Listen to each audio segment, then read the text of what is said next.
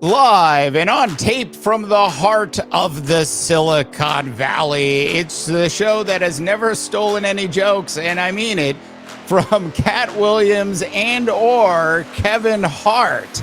Coming up on the House of Takes NBA show, is the sky really falling on Darvin Ham and the Los Angeles Lakers? I'm gotta tell you, it looks like it might be, as the Los Angeles Lakers are now 2-8 in their last 10 games. Also, in Los Angeles, I should say, Paul George starts rocking a baby cradle in the Clippers' blowout victory over the Pels. The Clippers are now officially, in my opinion, the best team in the association. I've got all of that, and trust me, a whole lot more coming up on the big show today. You're listening to the House of Takes NBA show with Dave Daba, the only NBA show in North America that believes the Rudy Gobert trade worked out for the Minnesota Timberwolves. Presented by Stealth.ltd. Okay, North America, let's kick this off with a short clip from my good friend Darvin Ham. We'll go ahead and play that and start the show off that way today. It is what it is. It's the NBA, man. This is a marathon. And, you have to look at the totality of the picture. I'm tired of people living and dying with every single game we play. It's ludicrous, actually. It's like, come on, man. This is a marathon. And we hit a tough stretch. It's the same team that, we played some high-level games a little while ago, and we just got to get back to that. We got to keep the fight, though. We cannot lose our fight. Thank you. Okay, so that was Darvin Ham in his post-game press conference after the Los Angeles Lakers completely fell apart against the Memphis Grizzlies on Friday night. Not surprising in any way at this point, if you think about it. The Los Angeles Lakers do look like a team where the sky is actually falling. They've played themselves out of a play-in position. They are now just one game behind the Golden State Warriors, who barely snuck by the Detroit Pistons on Friday night. Enough said about that, if you know what I mean.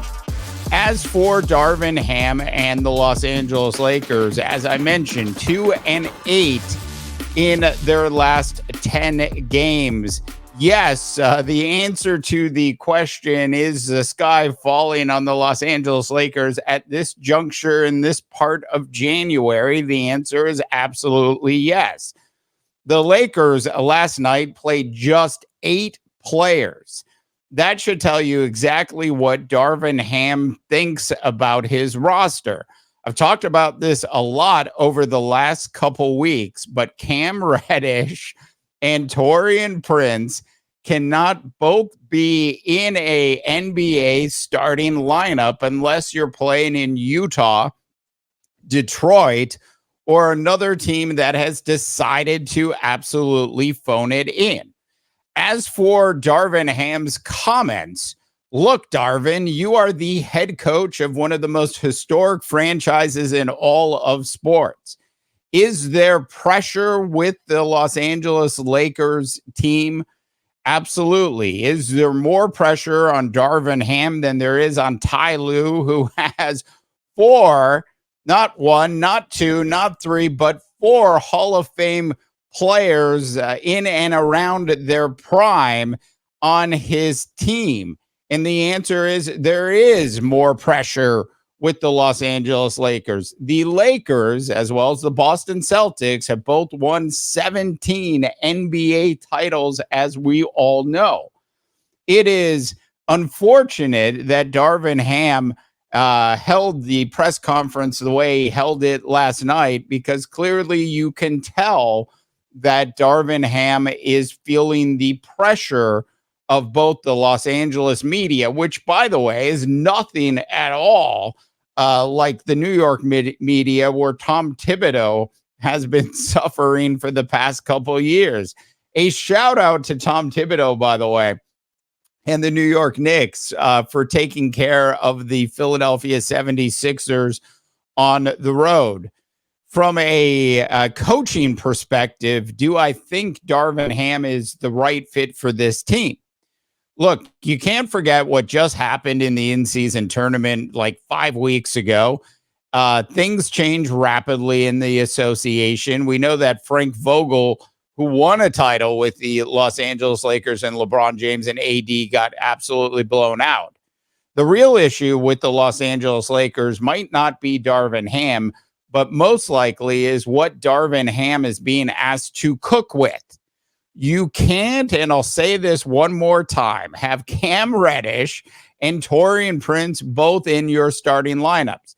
It's bad enough to have one of them as a starter on a NBA team, let alone a team that was supposed to contend for an NBA title this year. Ultimately, the issues with the Los Angeles Lakers fall on the feet of one Rob Pelinka. It will be up to Rob Pelinka to actually go out and make a deal that in some way is going to shake up this Los Angeles Laker roster. It's not just one player. They're going to need another group of players if this team is going to be successful. And I'm not talking about bringing in a three-point specialist who used to be a three-point specialist and was good at one point during his career in Malik Beasley. They need to shake it up in a big way in Los Angeles. I would prefer that Darvin Ham be given the chance as a head coach of this Los Angeles Laker team, and I think he's absolutely earned the right to do that, be given the chance to coach the other players that Rob Pelinka is going to bring in between now and the trading deadline. That, my friends, is exactly why the Los Angeles Lakers currently are sitting in a position where indeed the sky is falling on them at this very juncture. Now, I know it's just January. And if you look at how bad the Los Angeles Clippers played when James Harden was there, and if you look at how Ty Lue handled the situation with the Los Angeles press as well as the national media and kept saying, we're getting closer, we're going to get there. At no point during his time during that losing streak with James Harden on the Los Angeles Clippers did I ever think that Ty Lue wouldn't figure it out. Head to head, is Ty Lue probably a better coach than Darvin Ham? Yes. Does that mean Darvin Ham can't win an NBA title with players like LeBron James, even if it is in his 21st year? A AD who looks resurgent, a up-and-coming young, I don't want to use the word superstar, but an up-and-coming young player who does really well either off the bench or in the starting lineup in Austin Reeves? And the answer is yes. Do they need other pieces of key ingredients? Is yes. And is Darvin Ham handling himself as well as Ty Lue did during the 7 games that the Los Angeles Clippers lost in a row with James Harden on the roster? And the answer is no. All right. Tell me what you think, North America. And if you haven't had a chance to subscribe to the big House of Takes NBA show, what the heck are you waiting for? Please go ahead and subscribe and, of course, like this video. Finally, today, I wanted to talk just a little bit about the Los Angeles Clippers. And, of course, I've talked about the Clippers a little bit already. Let's go ahead and go to the playbook. George on Alvarado, shoots over the top and knocks it down. Paul George with 9. Timeout New Orleans. Clippers lead by 11. Kind of hard to recognize him right away. Alvarado trying to guard Paul George. Just throws the ball up in the air. Paul George catches it, turns, shoots it right over the top of Alvarado, knocks it down.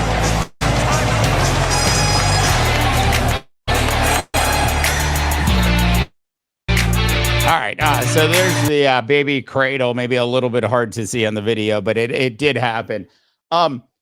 First of all, how is it that Alvarado ends up guarding Paul George? I'm just saying, does Paul George have a foot and a half advantage over Alvarado at that point? Just a ridiculous matchup. Look, I get that Jose Alvarado is a nice player, and I get that Jose Alvarado is a gnat in the National Basketball Association, somebody that you can just stick out there and say, go cause havoc for people. But allowing Paul George to in any way post up Jose Alvarado was absolutely ridiculous by the New Orleans Pelicans, who continue to have trouble on the defensive side of the ball. Look, the Pels are a team that is interesting. Do I think the Pels are going to go deep in the upcoming NBA playoffs? No. But you can't have Jose Alvarado covering Paul George. As for the Los Angeles Clippers, clearly, in my opinion, as of today, which is January 6th, they are clearly the best team in the association today. Now, we've all talked about the Los Angeles Clippers as a team with that sort of potential. Beyond that potential, that's exactly what we are seeing right now, right today with this Los Angeles Clipper team. 13 wins in their last 15 games. Clearly, North America, the best team in the association today. And if you read another power rankings that doesn't have the Los Angeles Clippers number one, then you know you're not reading a power rankings, which was actually written by anybody that truly understands what's happening in the National Basketball Association on a regular basis. You know, they're the media people that just look at records, and they take those records and they turn those records into rankings. But what they really should be doing is looking at the eye test and looking at what teams have done over the last 15 games. That, my friends, is how you actually determine who the current best team is in the NBA. And that, I can't believe I'm going to say this, is the Los Angeles, not Lakers, but the Los Angeles Clippers. All right, that's it for today's House of Takes NBA show. Thanks so much for tuning in and subscribing, and of course, liking this video. For the House of Takes NBA show, I'm Dave DeBaugh, wishing you all a tremendous rest of your sports viewing day. You've been listening to the House of Takes NBA show with Dave Daba, presented by Stealth.ltd.